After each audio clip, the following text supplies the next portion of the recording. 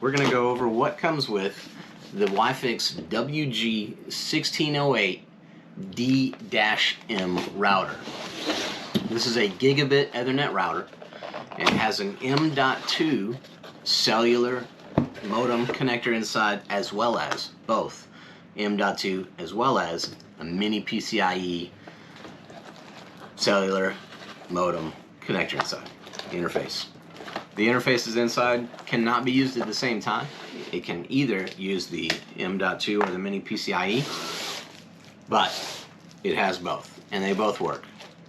So you can choose which one you want to use.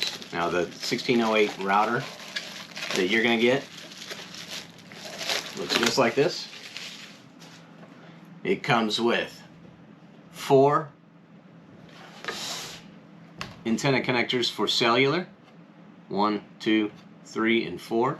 These are all SMA female connectors for cellular connections. The center one here is labeled GPS. We generally don't use that. If you have a firmware feature that you could add, this is open source firmware on these, there's the connector there for that to connect your modem. Different modems have different connector types on them. This supports 4 antennas for 4x4 MIMO and 1 GPS.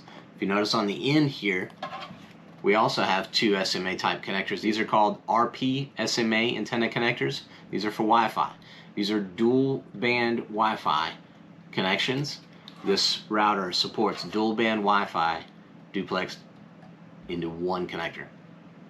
The 1608 has Gigabit Ethernet, 4 LAN ports, and 1 WAN port. SIM card goes in here. There's a little yellow button here. You have to take something small, like a paper clip, and push in, and it pops the SIM tray out. It uses 12-volt DC power. Inside here is all the connectors you need for up to 4x4 MIMO cellular connections. They are MHF4 connectors on the inside to connect to the modem of your choice that you choose to put in here. The modem that this supports can be cellular LTE, 4G, it can be 5G. It supports any 2x2 or 4x4 MIMO cellular modem that goes in here, both mini PCIe and M2. But it comes with MHF4 antenna connectors. If your modem needs U.FL antenna connectors or IPEX1 antenna connectors, you need to replace these antenna pigtails to match your modem.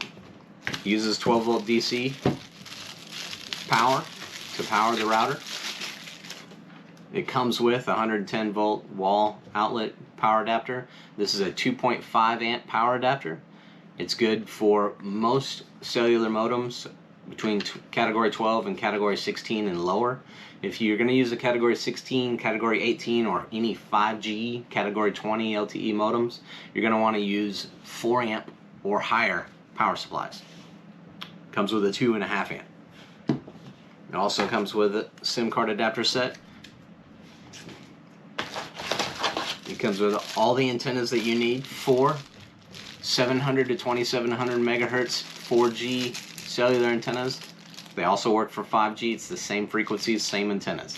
Other than millimeter wave, these will work with both 4G, 5G, as well as 3G, anything like that. And for the Wi-Fi, it also comes with a pair of dual band Wi-Fi antennas. The connectors here are a little different. These are called RPSMA. They only fit on the ends of the router here for the Wi-Fi. Your router also comes with some mounting hardware if you want to mount it into a racking system or even on a wall. These will attach to the sides of the router here on the front, kind of like a DIN rail mount, except these aren't DIN rail mounts, these are screw mounts. It comes with a set of hold down screws for the mini PCIe modems, 2 of them in here. It also comes with a hold down stud for 4G modems. There's a ferrule in here that is smooth bore, and then another one in here that is threaded.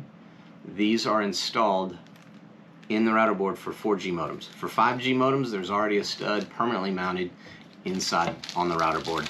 And then if you want to mount this to a wall, it comes with some sheetrock screw anchors.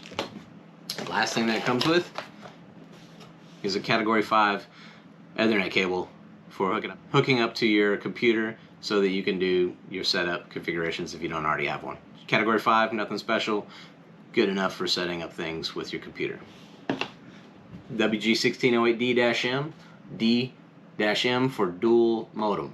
Cannot use both at the same time, but it can use one or the other.